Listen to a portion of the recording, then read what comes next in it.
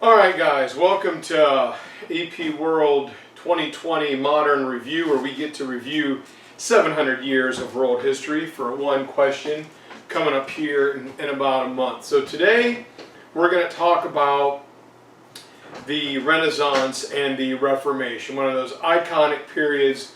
We're going to go over it pretty fast because it's pretty self-explanatory, and I'd be shocked if they would have a question on this, but then again, I've been wrong all year, so we might as well keep on rolling with that.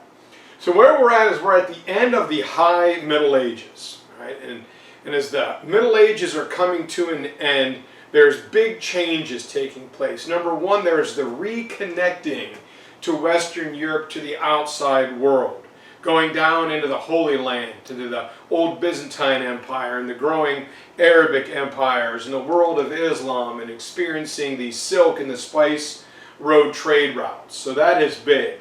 Banking is taking place. And because of changes in food supply, there's going to be a population boom, especially as the Black Death begins to run its course in the 1300s. So the first thing we have is horsepower. Believe it or not, attaching a plow to a horse, and it's called the moldboard plow, kind of this scooped teardrop shaped thing where the plow digs into the earth and then turns it over. So last year's crop can be fertilizer and protect the food. Plus the furrow, the row is dug deeper, keeping the seed safer from heat and rain and birds. And then there is a small but a big thing known as the three-field system, where crops are rotated every 3 years. So 1 year, field 1 is planted with wheat, field 2 is planted with beans, and field 3 is left fallow, where the horses and the cattle graze on it to fertilize it. And then the next year, right, we're going to switch. Field 3 is planted with wheat, field 2 is left fallow, and field 1 is planted with beans. So we rotate our crops. So that is big. The other thing is the expansion, as I talked about, of trade, of being connected into the Mediterranean, the Trans-Saharan, the silk and the spice roads. Just cause massive change, not only diffusion, but in economics, as we now have a banking industry where you can lend money to others at interest. They can go out, they can buy goods cheap at a source, and then sell them for a big profit, and then pay the banker back with interest. Right? There's also credit, writing checks, things that they got from the Arabic businessmen, allowing payment to be safer, quicker, and easier. And more people are beginning to move into these new towns and townships as city life grows. And this is big because when you're an artisan, when you're a businessman, you need the mystical skills known as reading and writings. And so as we go through the Crusades, the ability to get all the Greco and Roman works of guys like Socrates and Plato and Aristotle and Cicero start coming back. And colleges, universities begin to develop, first in Paris at the Université de Paris, now Sorbonne, and down in Bologna, Italy. Right? And so people begin, we're going to talk about a guy named Dante Alighieri here in a second, begin writing in vernacular, which is the everyday language of the people.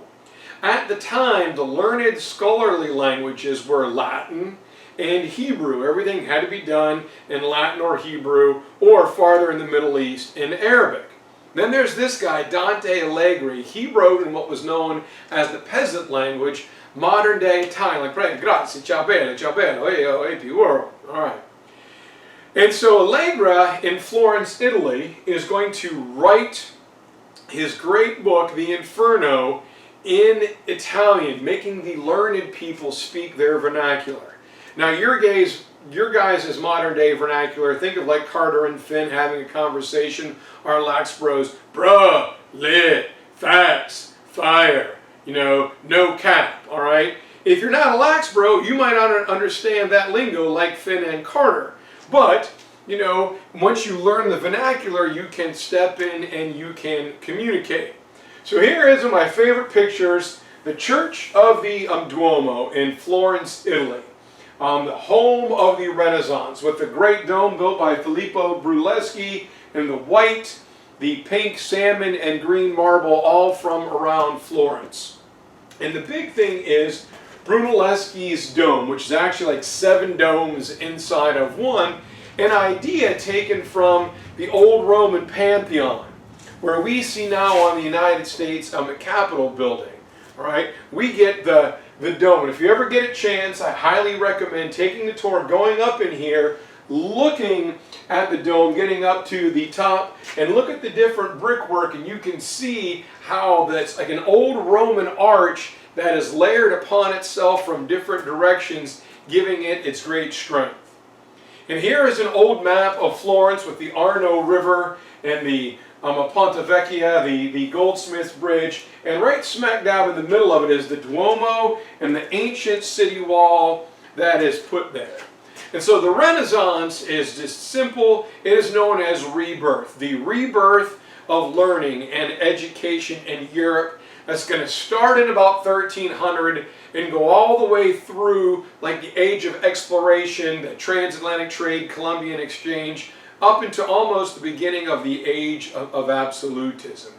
And it's here where people got interested in, like the early part of this class, the ancient world. What had happened, right? What had gone on before us? And it starts in Italy with the former greatness of the Roman Empire. It's going to spread into further parts of Western Europe and all the way into Northern Europe as well. And by the time we get to the end of the Middle Ages, modern-day Italy is made up of these Italian trading states, right? The Kingdom of Sicily, the Republic of Florence, Corsica, Sardinia, the Republic of Genoa, Padua. When we're going to get up there to Sardinia and the Piedmont, when we get closer to nationalism. Italy is made up of these city-states, kind of like ancient Greece, making trade very important. Buying and selling of goods. And so politics is going to be dominated not by old world nobles, but by merchants. People having access to the Mediterranean trade routes, North Africa, the Silk Road coming out of the Middle East. They make a lot of money, so they are very influential. And so Florence is supposed to be this city-state that has a republican form of government where you elect your leaders, right? And the problem is, it's not a problem, but it quickly comes under the control of a family of merchants who later turned bankers, the famous Medici family. And although the Medicis gave the appearance that they were part of this elected republic, it was really under a dictatorship. Things went along the way the Medicis wanted them to. And so the Renaissance scholars and artists are going to look to the past, to the idealism of ancient Greece and the realism of ancient Rome for inspiration. And we're going to talk about this painting a little while later. It is one of my favorites. It is the School of Athens, where we look at perspective, and Socrates here talking to the different Ninja Turtle artists who are displayed in the painting. It's one of the things the guys like to do with each other: Leonardo, Raphael, Donatello, and Michelangelo. And so we are going to look at humanism. And humanism is a movement that is focused on what is the human potential. What can the human being achieve? Like, what are our limits? What is our potential? And they were influenced by art to carry on these classical traditions, again, from like Greece and Rome. And people wanted to learn about humankind, learn about the history, learn about literature and different philosophies and how all of that integrates. So language, philosophy, government, history, all those things dealing with the human being are wrapped into it. And the idea is that you could be a good person without offending God. Part of the problem was the Middle Ages, everything was so focused on the church because life was so bad you had to live very rigidly. Well, man, you can relax you can have a little bit of fun as long as it's inside the parameters. God's not going to be offended. And so what we're going to have in Florence right about the same time are the four Ninja Turtle artists, kind of the namesake of the Renaissance. First guy up is Donatello. And Donatello did many things, but he becomes famous for his sculpture, either out of marble and bronze. And what makes him pretty intense is that his sculptures were life-size or a little bit bigger. He wanted to show people as they really were. So his statues are all relatively high and highly decorated.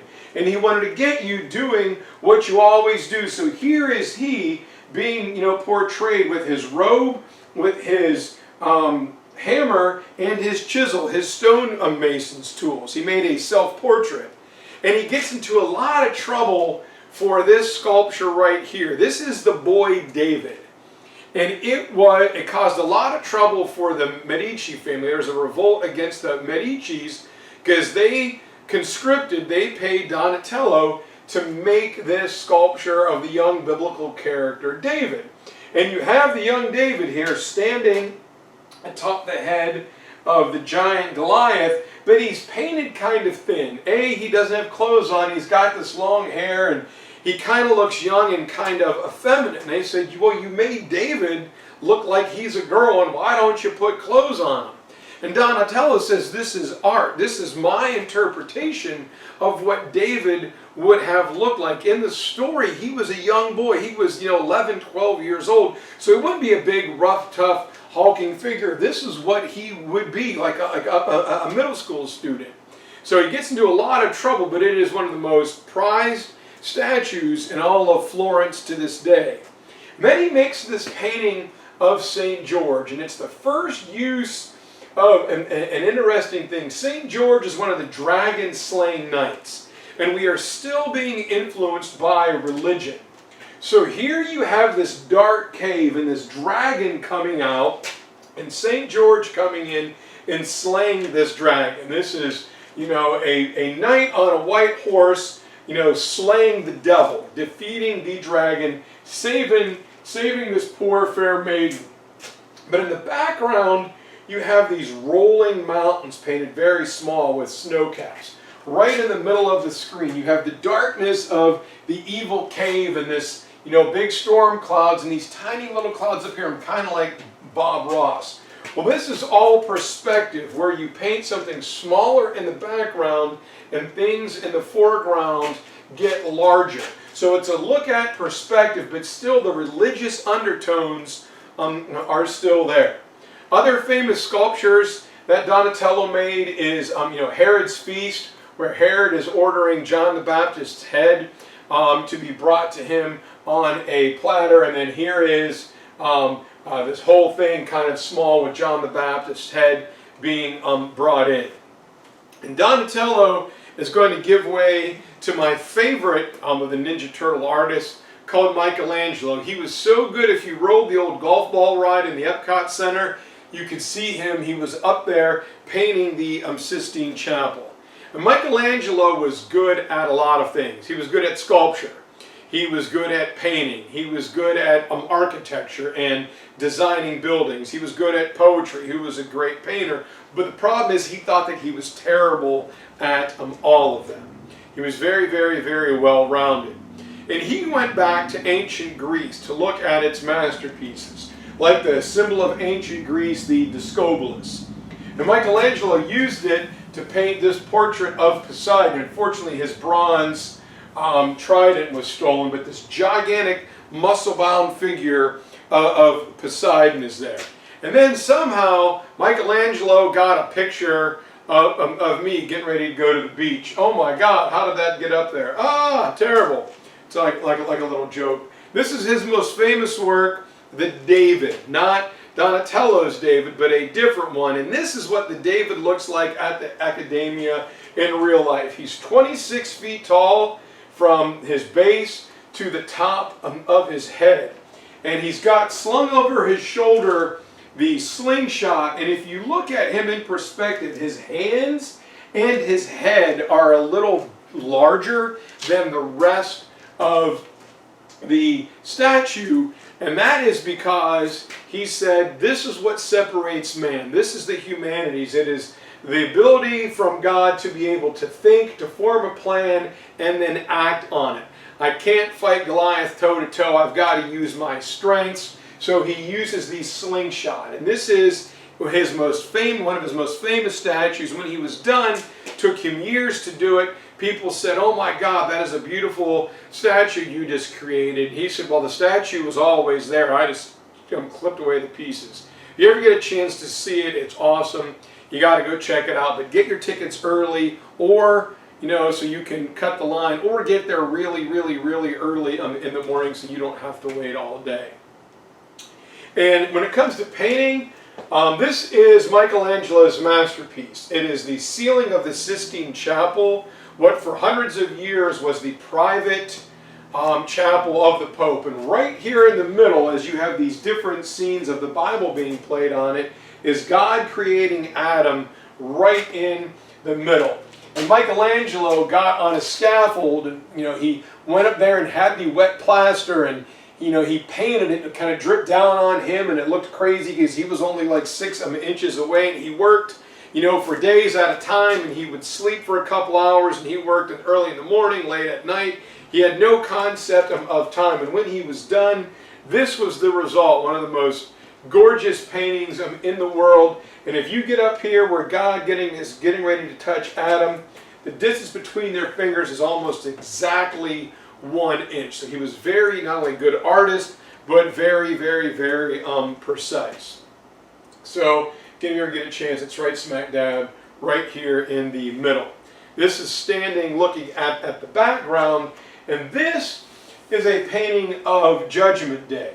And going up into heaven are people being taken by angels, and they're very happy. And then down here, there are people being taken in chains down into hell. And Michelangelo ran afoul of one powerful cardinal who later became the Pope. Michelangelo actually ran away because he didn't want to work for the Pope. And the soldiers found him working as a stone cutter in a quarry. They drug him back, and they made Michelangelo paint this. So Michelangelo, not to be outdone, makes this. It's kind of creepy. It's the sagging skin. And Michelangelo said, when you die, you leave your bones behind, ashes to ashes, dust to dust. All that's left is your skin. So he goes, I am not good enough to judge myself. So he puts himself right here in the middle. But going down towards hell, one of the guys is turning and looking back, looking all like, "Oh my God, this is terrible." It's all sad. And it is the face of the former cardinal, now Pope, who forced him to do that work. So Michelangelo got one last ha-ha, what are you going to do? Go over and paint over my painting. So I think it's kind of clever. This is a significant statue. It is in Vatican. It is known as the Pietà, and it is significant as you have Mary holding Jesus as he was taking down off the cross. If you go right here on Mary's robe, this is the only work of art sculpture that Michelangelo ever signed his name to. In the 70s, a mentally ill guy came up and smashed some of the fingers with a hammer. They were quickly repaired, and now it's surrounded by bulletproof glass. You can't get close, but you can still see his name right here. After Michelangelo comes Raphael. And Raphael is famous for his works in a church not too far away from the Vatican in Rome, the chapel of Santa Maria here.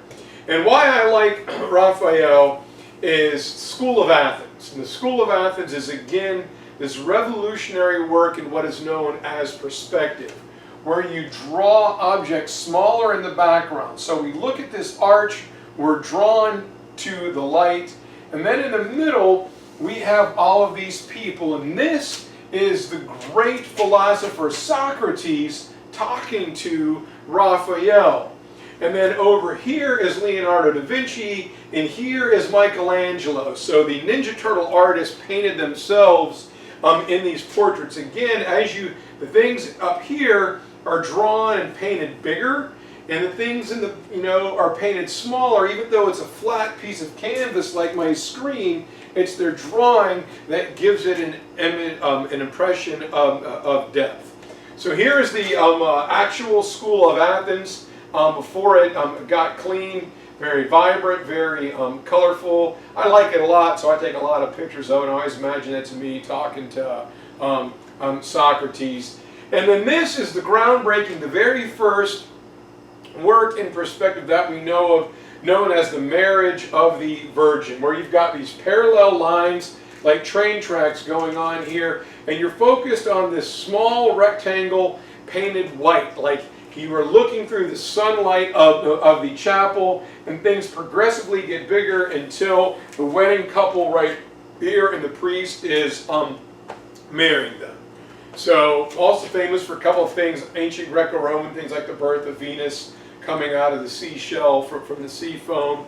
And last but not least is probably the greatest of all Ninja Turtle artists, and that is Leonardo da Vinci, who was not only an artist, but he was a scientist, he was a biologist, he was an inventor. He had the ability to write his name with both hands at the same times, writing Leonardo da Vinci this way and going, Vinci da Leonardo this way. My wife can do it. She thinks it makes her really cool. I'm frustrated because I can't do it, but it's a whole left brain and right brain thing, whatever. So, one of the most famous things that Leonardo did is the famous Mona Lisa, which is very tiny nowadays because it was stolen and cut out of its frame so many times. It's gotten smaller and smaller and smaller.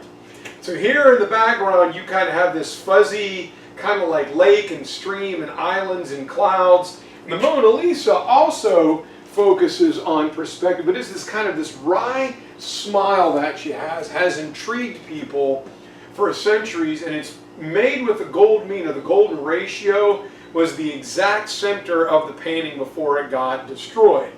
Now this is the one hanging in the Louvre. This is another one, and it looks very similar, but it is a different model, and you can see the background and the perspective. The lake and the mountains and the waterways are a little bit more clear. So this is a practice version, and this is the real one. Some people like this one better.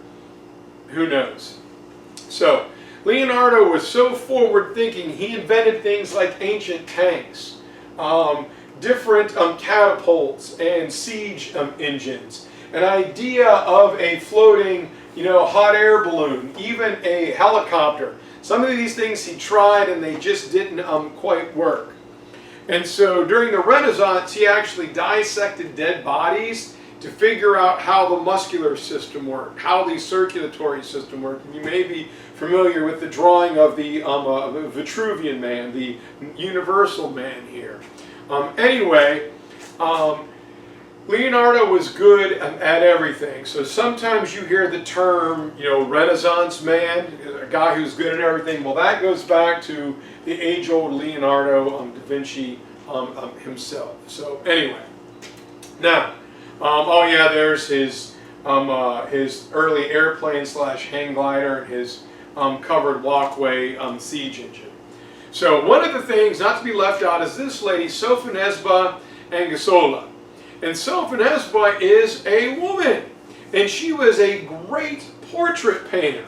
However, the feeling was because she was a woman, nobody would buy her paintings. So her brother would take them and sell them and claim them as his own. And then one day, when visiting Italy, the king of Spain, of the Holy Roman Empire, Charles V, said, "Oh my God, that's a great painting. I want to hire you to come to court to be my court painter."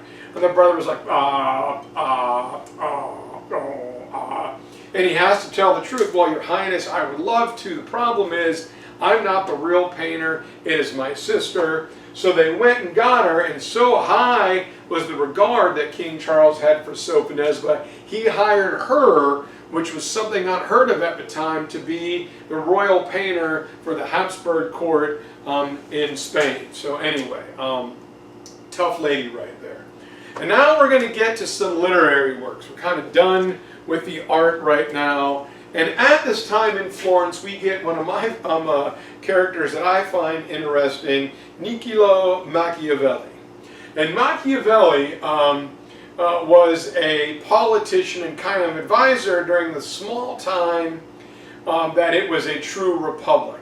And Machiavelli is kind of forced out by the Medici family. Right? He's kind of, booted.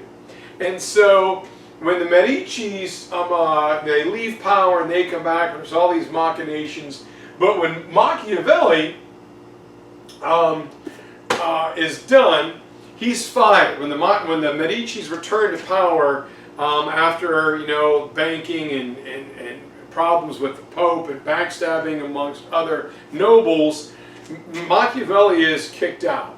And he turns to become a writer. And one of his most famous works, his most famous work is a book called The Prince. And I read once or twice a year, most of the time. And what it was is a guidebook. And what it says, it's a rule book for rulers, for town rulers, mayors, kings. And what it says is how to gain and maintain power while having enemies. Like, you are never going to make everybody happy, so don't even try. So the book keeps asking a question: is it better as a ruler to be feared, or is it better to be loved? And Machiavelli is going to state that it is sometimes necessary for a ruler to mislead his people, to not give them all the information. It may cause riots, it may cause panics, it may freak people out, and there's a thing known as like top secret, I guess. So sometimes you have to mislead your people or even lie to your enemies, all right? You can tell some truth, but not all of it. Hold your cards close to the vest. So when you hear the term today, Machiavellian, it's someone who is kind of underhanded, who's kind of schwarmy, who will use deceit or half-truths to accomplish their agenda. To Machiavelli, he is like Otto von Bismarck 500 years early. The end justifies the means. And here he says it: a ruler should not deviate from what is good, if that is possible. But a good ruler should know how to do evil if it's necessary. So you should never deviate from what is good. But when you got to drop the hammer, go hard, drop it all the way. You must be able to do evil to protect your people if necessary. So that's Machiavelli's The Prince. So, kind of an interesting but strange dude. Now, moving further north, we have the two brothers from Belgium, Jan and Hubert van Eyck. And what they do, because they live so far north, many people painted in watercolors. But in the Low Countries, it was damp and wet all the time, so they began mixing pig fat or beef tallow in their colors, making what we know as oil-based paint. So it has a deeper, vibrant, richer color, and when it dries, it won't wash away. So think of the outside of your house or the walls of your house. Problem is, watercolors clean up real good. Oil paints, if you mess up, and it is just hard to clean up. And what they did is kind of like the ancient Minoans. They painted a modern-day medieval town, and they added it to scenes of the Bible. So here is Jesus carrying the cross, and everybody around it is dressed in contemporary clothes. And they have scenes from city life and scenes from farming life, so we get an insight, like a picture book, at what life was like back in those days. And so now we're going to get to this guy here, Baldassare Castellone. Some of you, if you went to to a cotillion ball, and you learned how to have manners and stuff like that, how to pull out a chair, shake a hand, what fork and spoon to eat with. Well, all that was written down by a guy named Baldassare Castellone, where he wrote down the rule book of proper manners. That will be the way things are done in Europe until Louis XIV, the Sun King's court. Now over here, we have one of my favorite guys, Sir Thomas More, who was having difficulties with his friend who was the king of England.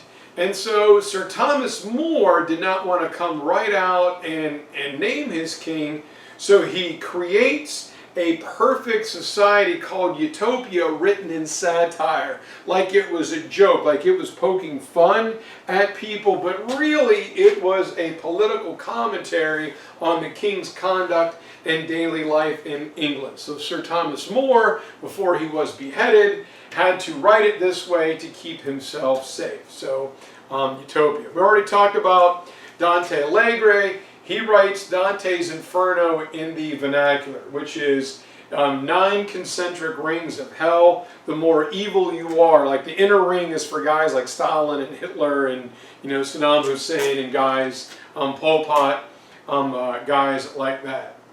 This is an interesting painting made by Jan van Eyck.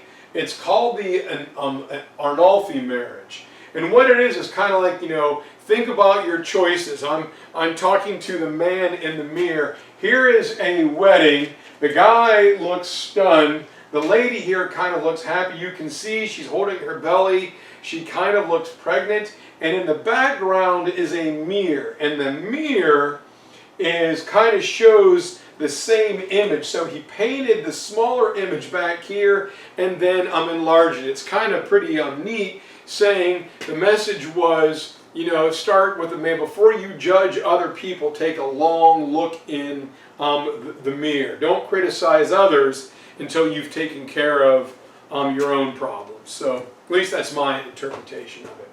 So here we have a guy that you're probably familiar with, William Shakespeare. Good old Shakespeare is going to write 37 plays. He is going to add 15 to 1700 words or phrases in the English language, like dead as a doornail, bedroom, bathroom, doorknob.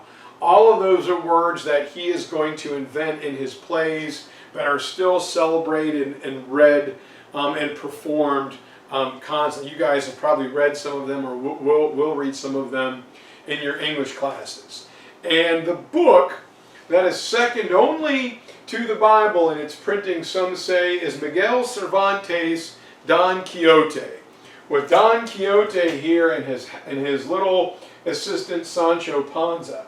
And the idea shows the changing of society, where the old medieval world, the Middle Ages world, and its class, society is dying, and a new society is growing. And you have Don Quixote, who's a Spanish knight who longs for the old days. And he goes out with his assistant, and he sees windmills as giant dragons, and he jousts them, and he thinks he's fighting giants, but it's all a fantasy. And the whole time, Don Quixote is talking down to Sancho Panza. And Sancho Panza is the new guy. He's educated. He understands language. He gets the humanities. He gets art. So he is the Renaissance man. And so the true hero of this story is Sancho Panza, showing how it's the middle classes are now on the ascent, while the days of the knights and nobles are slowly dying. So it's kind of a metaphor, I know Taryn, you'll like this, for the Lord of the Rings. My favorite character in that whole thing is always overlooked, always overlooked, always overlooked. And it's the one guy who never falters, who's never tempted by the ring, who saves Frodo countless times. It's Samwise Gamgee, all right, where Frodo is Sancho Panza, and Samwise says, I can't carry the ring, Mr. Frodo, but I'll carry you. I know we're not going to make it out of this, but I'll get you up there. Well, Samwise is Sancho Panza, the real hero. And speaking of heroes, is Johann Gutenberg, the revolutionary invention. My God, it'd be great if they gave us like a Renaissance DBQ. Johann Gutenberg's printing press, where there is movable type that you press, kind of like a photocopier, down onto the paper. You turn a ruler and it brings another sheet of paper in while the other one hangs and dries. Now ideas, literature, like Sir Thomas More's Utopia, like The Prince, like Shakespeare's plays, like the Bible, like Don Quixote, can be mass-produced and sent and sold throughout the world. And so now we're getting into the later part of this. We're going to get into the Reformation, where along with Gutenberg, the printing press allows more people to be able to read. You didn't have to wait for the town crier to announce news. And now you can begin to think for yourself. So here in the Protestant Reformation, from 1517 to 1648, the Roman Catholic Church is going to lose some power. The upper parts of the church, archbishops, cardinals, abbots and monasteries, and even the popes lived exorbitantly wealthy like kings, clearly living off the excess of their parishioners. And then they began money-making schemes called an indulgence. Like if you pay a certain portion, the priests will pray and get your dead relatives out of purgatory. Purgatory, you kind of like have earth here and heaven. Purgatory is kind of like the waiting room to get into heaven. Like you're pretty good, but you haven't been good enough to get right in. So you're going to make it, but it may take you a while. Well, if you bought an indulgence, priests would pay and your family would get a fast pass and they could go right to the line and enter heaven more quickly. Then on top of that, they began selling indulgences. Hey, since you're sinners, you give us like $10 and we'll give you, like, in effect, a sinning debit card. You can sin and we'll pray for you. Those are already forgiven. So it's like a prepaid, forgiveness card. And Martin Luther sees this down in his old hometown and he's furious. So he comes back to the Wittenberg Cathedral in the Holy Roman Empire, modern-day Germany, and as was the custom of the time, he goes down and he nails his 95 Theses, things that he was angry at, what the problem was, in his solution to the front door of the church. Well, it shined a light on all the corruption and abuses within the church. So he is declared an outlaw by the Pope. Holy Roman Emperor Charles V wanted him dead. He said, wait a minute, I did exactly what I was supposed to do. So he will begin what is known as the first Protestant church, known as Lutheranism. And his ideas will kick off John Calvin, who's kind of like a stodgy, boring guy. And John Calvin came up with the idea of predestination. Right? And he is going to go and says, God already knows whether you're going to heaven or hell. He's already decided.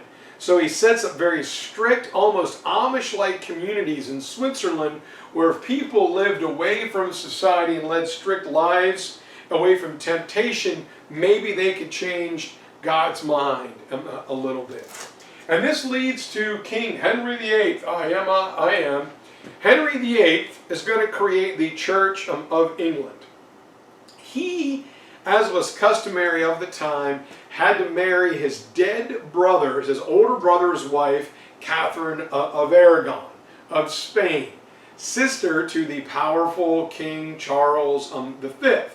Well, Henry didn't like her. She didn't produce a son, and it was his brother's wife. It was kind of weird, so he petitions the Pope for an annulment to cancel out the marriage.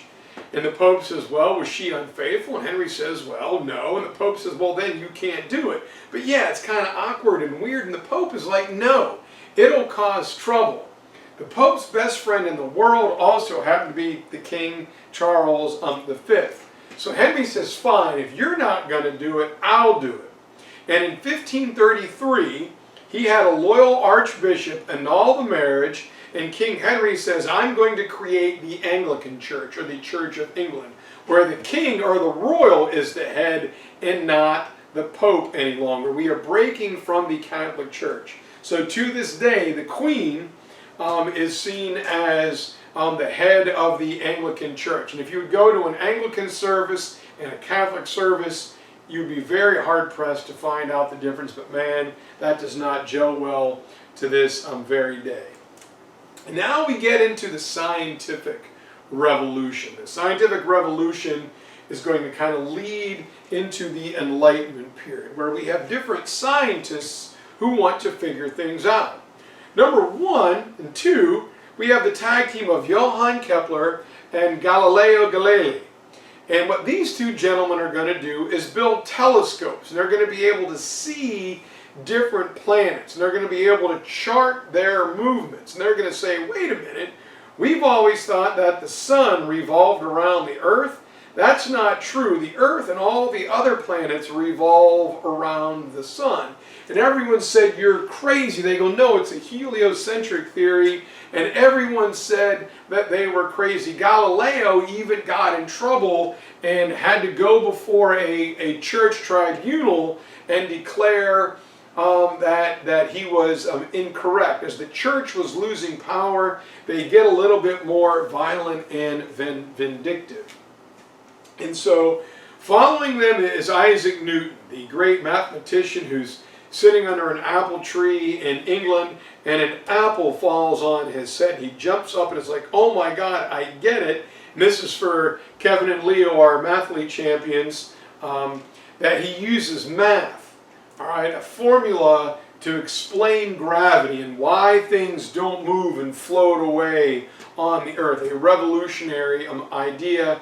And you guys in your science labs, in your biology, chemistry, probably use Francis Bacon's 5-step scientific method, right? Where you have a question, you're going to do your research, you're going to have your hypothesis, then you are going to test it with an experiment, you're going to look at the results, you're going to change it, then you're going to go back and you're going to run through this process several times until you come up with the exact same conclusion.